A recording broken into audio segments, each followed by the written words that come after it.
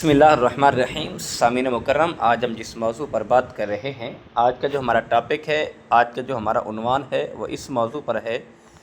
क्या ये तयम्मुम का जो तरीका है, ये तयम्मुम कैसे करना चाहिए।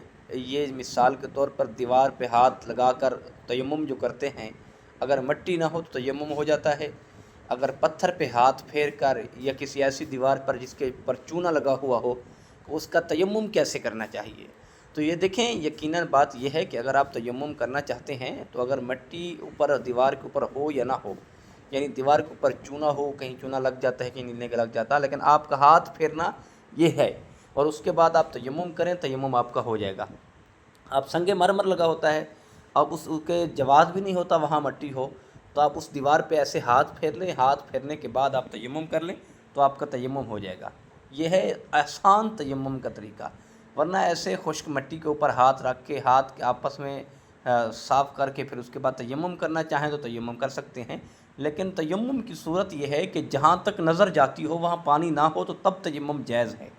ऐसे नहीं है कि थोड़ा दूर तक पानी तो ठहरा हो, आप कहें वहाँ कौन जाता है पानी लेने के लिए, बस तयम्मुम ही कर लेते हैं, नमाज़ पढ़ लेते हैं, तो इस सूरत में नमाज नहीं होगी। तयम्मुम उस सूरत में किया जाता है कि मिसाल के तौर पर किसी मजबूरी के तहत आप पानी इस्तेमाल नहीं कर सकते, या पानी है नहीं जहाँ तक आपकी नज़र जाती है, फिर तो आप तयम्मुम कर सकते हैं, उस सूरत में आप नमाज़ पढ़ सकते हैं।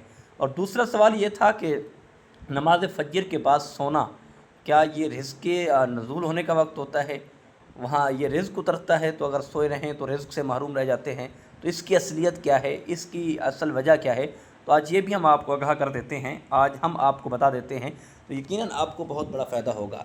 तो देखें, जो इंसान का रिज़्क़ है वो तो पहले से ही तक़सीम हो चुका है, लेकिन अब ये जो बात कही जाती है फ़जर के बाद वाली, ये होता है बरकत का वक्त, ये होता है रिज़्क़ में बरकत का वक्त होता है। यानी सुबह नमाज फ़जर पढ़ें, फ़जर पढ़ने के बाद ज़िक्र अज़कार करें, यानी बरकत के वक्त आप सोए ना रहें, ताकि आप जो बरकत है वो बरकत हासिल कर सकें। वरना ऐसा नहीं है कि फ़जर के वक्त ही रिज़्क़ नाज़िल होता है, रिज़्क़ की तक़सीम होती है, ये सारी बातें गलत है। रिज़्क़ तो पहले तक़सीम हो चुका है, किसी को कितना मिलना है, क्या मिलना है, ये सारी बातें पहले तक़सीम हो चुकी हैं। लेकिन हम इसलिए कहते हैं कि फ़जर के बाद सोएं ना, और हाँ ऐसा कर लें, आप टाइम से उठें, खड़े होकर आप वज़ू करें, वज़ू करने के बाद आप नमाज़ पढ़ें, और नमाज़ पढ़ने के बाद कुरान पाक की तिलावत करें। सूरत यासीन पढ़ना चाहें, सूरत रहमान पढ़ना चाहें, यानी कुरान पाक की तिलावत करना चाहते हैं तो तिलावत कर लें। तिलावत करने के बाद फिर आप आराम से सो लें। यानी आप घंटा सोना चाहते हैं, 1.5 घंटा सोना चाहते हैं, आधा घंटा सोना चाहते हैं, उसके बाद आपने नाश्ता करना है, नाश्ता करके अपने कारोबार पे चले जाएं। लेकिन ये बात नहीं, ये उन लोगों के लिए होता है ज़्यादातर जो फ़जर की नमाज ही नहीं पढ़ते, सोए रहते हैं। यानी उनको फ़िक्र नहीं है, उनको आखिरत की फ़िक्र नहीं है, उनको कोई टेंशन नहीं है, बस सोए रहते हैं। जब दिमाग सारी रात जागते रहे कि जब फ़जर का वक्त हुआ तो जाके चुप करके सो गए, बेहोश हो गए, और 8-9 बजे उठे और नाश्ता किया, नाश्ता करके नहा के कपड़े चेंज करके वो अपने काम पे चले गए।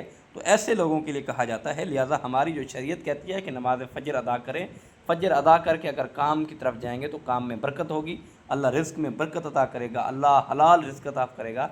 ये बहुत बड़ा एक हमारे लिए मैसेज है, हमारे लिए पैगाम है। अल्लाह पाक हमें रिज़्क़ की बरकत के लिए दुआ करने की तौफ़ीक अता फ़रमाए। अल्लाह हम सब के रिज़्क़ में, कारोबार में, सेहत में, उम्र में बरकतें अता फ़रमाए। अल्लाह हम सब का हामी व नासिर हो। अल्लाह हम सब को जज़ाए खैर अता फ़रमाए। वमा तौफ़ीक़ी इल्ला बिल्लाहिल अलीय्यिल अज़ीम। जज़ाकुमुल्लाह।